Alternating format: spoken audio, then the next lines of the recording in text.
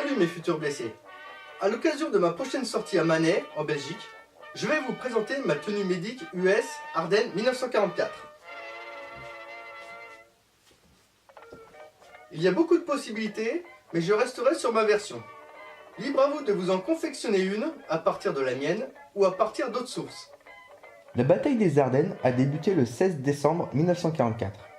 Dernière grande offensive allemande à l'ouest, l'objectif est de faire entendre aux Alliés leur souhait d'écraser le Reich rapidement. Après que l'attaque soit un succès, d'obtenir une paix à l'ouest. Mais avec un hiver rigoureux, le manque de carburant et la supériorité aérienne alliée, ce fut un échec. La bataille se termine le 25 janvier 1945. Ma tenue Ardennes a les bases de ma tenue principale. Les buckle boots, le pantalon, la chemise moutarde, veste M43 et les accessoires sont présentés dans ma première vidéo. Je ne reviendrai donc pas dessus. Mais cette dernière a des exceptions. Je vais vous les faire découvrir. Pour se protéger du froid, l'overcoat. La capote de la troupe est adoptée en 1939 et légèrement modifiée en 1942. Les boutons plastiques remplacent les métals par souci d'économie. Elle est largement en dotation lors de la campagne d'hiver 44-45. Le règlement n'impose pas les insignes de division ni les grades. Ils sont facultatifs.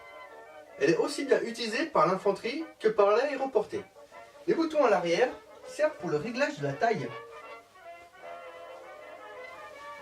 J'ai choisi de porter mon ceinturon en gardant mon brelage médic pour supporter le poids des accessoires. Celui-ci peut être ôté.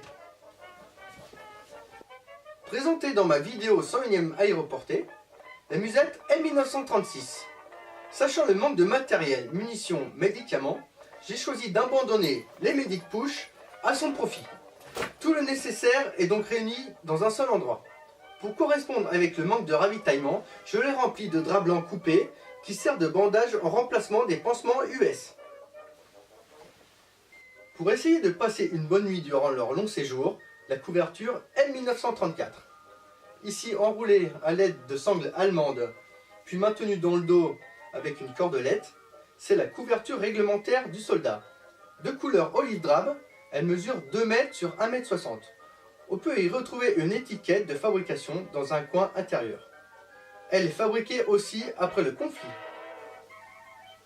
Pour finir, l'écharpe US.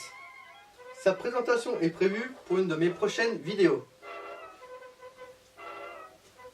J'espère que tout ceci vous sera utile.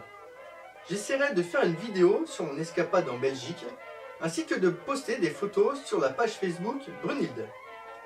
Je vous souhaite de très bonnes fêtes et ne claquez pas trop des dents dans votre souris. Bye!